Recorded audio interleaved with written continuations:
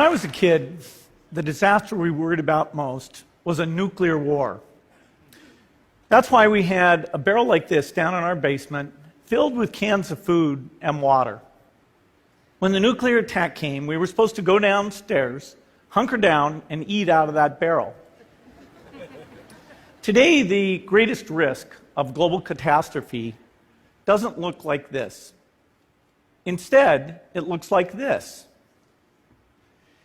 If anything kills over 10 million people in the next few decades, it's most likely to be a highly infectious virus rather than a war. Not missiles, but microbes. Now, part of the reason for this is that we have invested a huge amount in nuclear deterrence, but we've actually invested very little in a system to stop an epidemic. We're not ready for the next epidemic. Let's look at Ebola.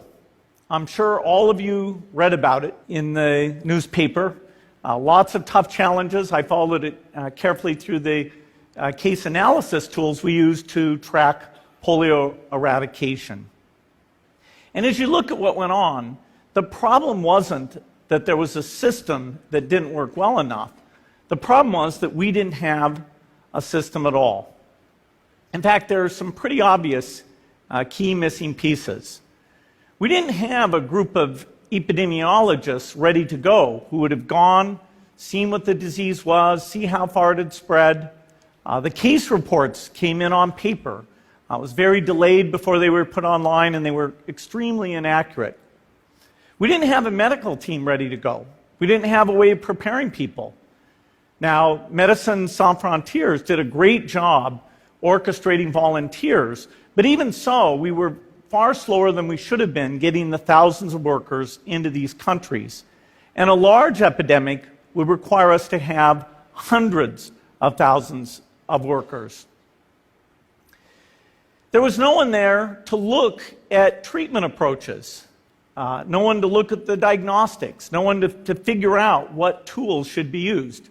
As an example, we could have taken the blood of survivors, processed it, and put that plasma back in people to protect them. But that was never tried. So there was a lot that was missing, and these things are really a global failure. The WHO is funded to monitor epidemics, but not to do these things I talked about. Now, in the movies, it's quite different.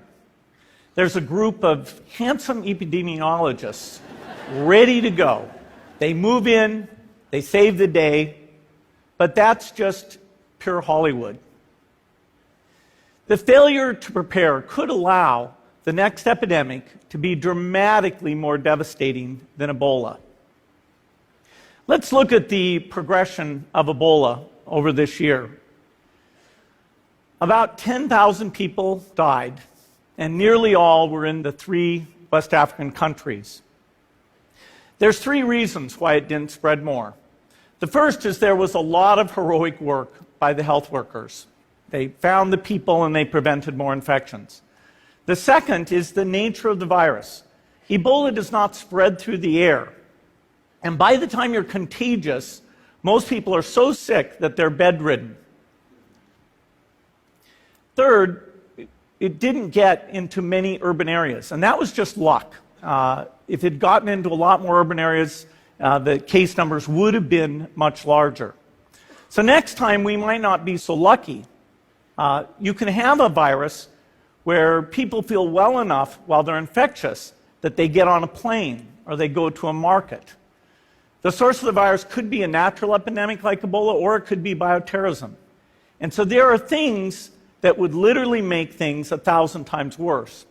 In fact, let's look at a model of a virus spread through the air like the Spanish flu back in 1918. So here's what would happen. It would spread throughout the world very, very quickly. And you can see there's over 30 million people die from that epidemic. So this is a serious problem. We should be concerned. But in fact, we can build a really good response system. We have the benefits of all the science and technology that we talk about here. We've got cell phones to get information from the public and get information out to them. We have satellite maps where we can see where people are and where they're moving. We have advances in biology that should dramatically change the turnaround time to look at a pathogen and be able to make drugs and vaccines that fit for that pathogen.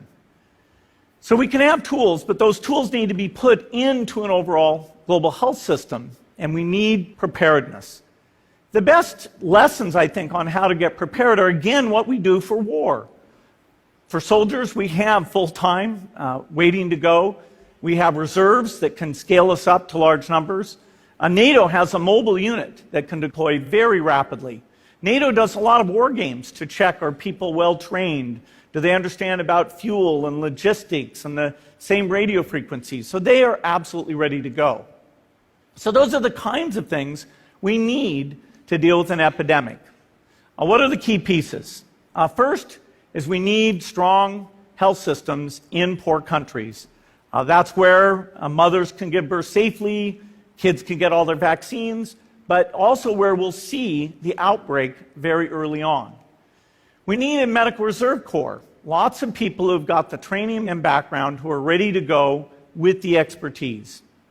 And then we need to pair those medical people with the military, taking advantage of the military's ability to move fast, do logistics, and secure areas. We need to do simulations, germ games, not war games, so that we see where the holes are. The last time a germ game was done in the United States was back in 2001, and it didn't go so well. So far, the score is germs 1, people 0. Finally, we need lots of advanced R&D in areas of vaccines and diagnostics.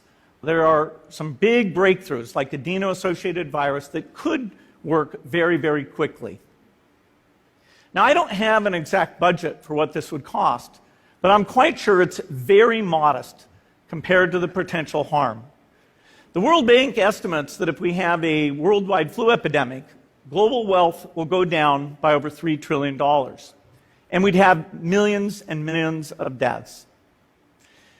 These investments offer significant benefits beyond just being ready for the epidemic. The primary health care, the R&D, those things would reduce global health equity and make the world more just as well as more safe. So I think this should absolutely be a priority. There's no need to panic. We don't have to hoard cans of spaghetti or go down into the basement. But we need to get going because time is not on our side.